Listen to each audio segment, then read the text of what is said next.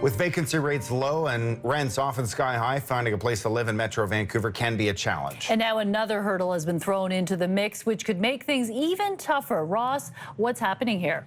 Well, scammers are taking advantage of desperate renters, and it's costing millions. Here's a warning about the signs of rental fraud and how to prevent it from happening to you. My fiance and I were looking for our first place together. And she found it online, a one-bedroom, right price. I had really hoped that it was true. She emailed and got an instant response. They wanted someone responsible, as they were out of the country on a missionary assignment.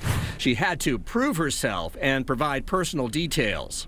Oh, may God the Almighty keep you, and that me and my wife have talked and prayed about it. They'd kind of tried to buy my trust with like, oh, these must be good people, they must be nice people.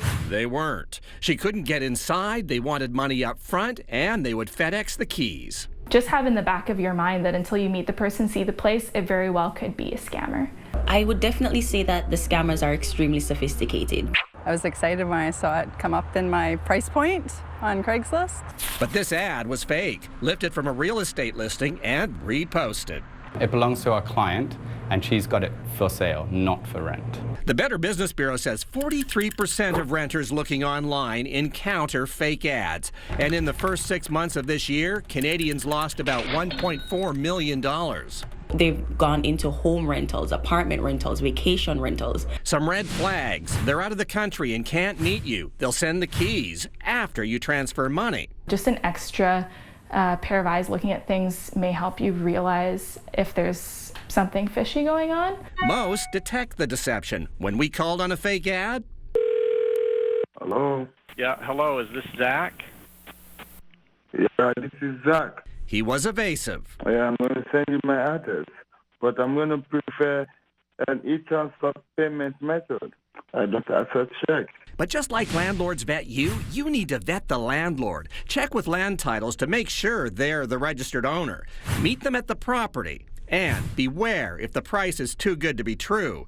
She never sent money, but I regretted sharing some of the things that I did share about myself. Interesting. And they take photos or images from who knows where. yeah, now she's worried about identity theft. She'll be keeping her eye on that. Well, it's really difficult. I remember actually when I moved to Vancouver, I didn't have time to come out and see an apartment. A friend had looked at one for me. I did end up e-transferring the money and was a little bit nervous at the time. It worked out, but I can see how... Vet the landlord? I didn't have time. It was a very quick move for me to come here to Vancouver. You were lucky. So I was lucky, I think, but I can see how this happens to people. Yeah, it's staggering how many people, you know, are fake, how many of the ads are fake. So who are the culprits behind these scams? Well, it's really hard to say, but the BBB suspects that they're coming from overseas, particularly Nigeria. They said Nigerian gangs. But, you know, typically what happens in situations like this is the scammers send and trade information around with each other. They know what works, and so they share it. And then that's why you see a lot of these letters and a lot of these phishing emails and all those kinds of things. They start to look the same after a while. So you look for the keywords, you know, religion, missionary, overseas, those kinds of things. Some red flags there for sure. Those are definitely red flags. Okay, thanks, Ross.